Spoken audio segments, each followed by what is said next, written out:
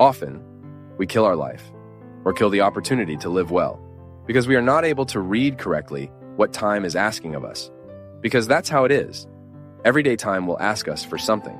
And it's this attentive look that gives us this condition, this clarity to perceive what today is truly calling my name.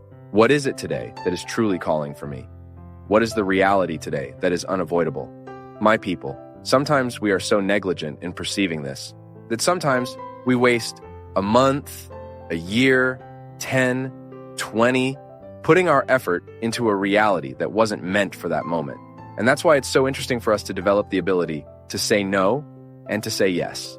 That this is an ability that only maturity brings us. That sometimes because we are immature, we don't even know how to say no. We don't know how to look at the urgencies of time. So we live to please others? No.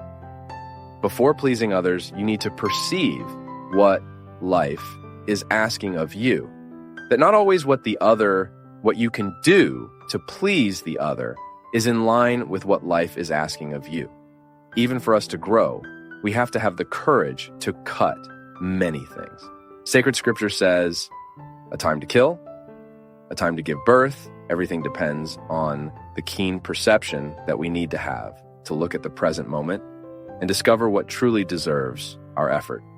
How many times in my life have I put my effort in the wrong place, in the wrong issue? And then there's no way to be happy. There's no way for me to discover contentment, knowing that my effort wasn't where it should have been. There's no possibility for me to feel fulfilled, to feel good about my choices. Because what will make me feel good is to look at the context of my choices and be comfortable with what was chosen.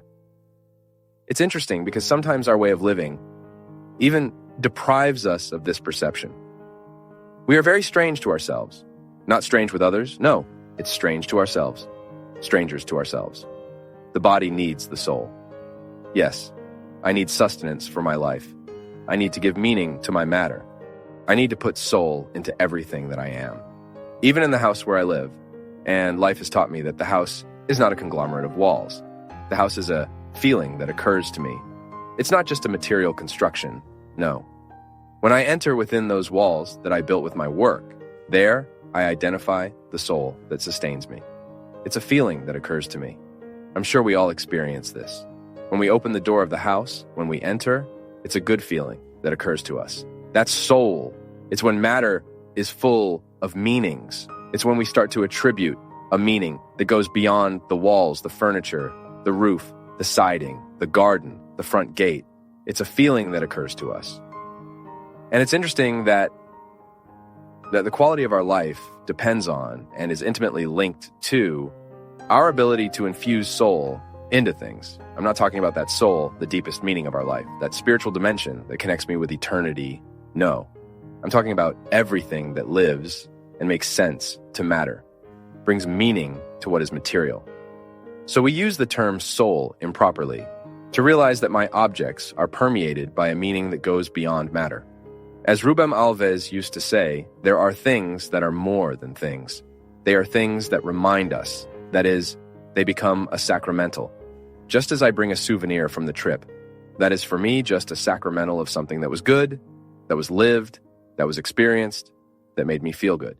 But now, in my opportunity to infuse soul into this body, in this unique opportunity that I have to live my life well daily and thus inflate air into all of this, just as I perceive this other soul of the things in my house when I arrive with a feeling that occurs to me.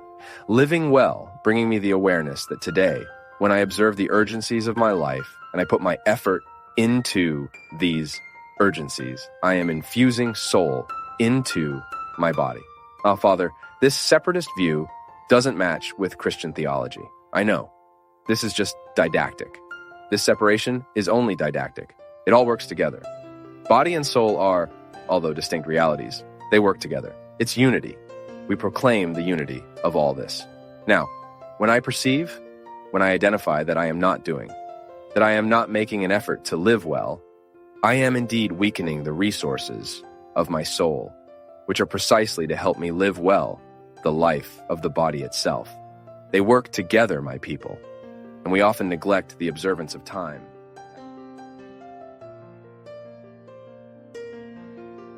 We continue tomorrow in the next video. Complete conference links in the description.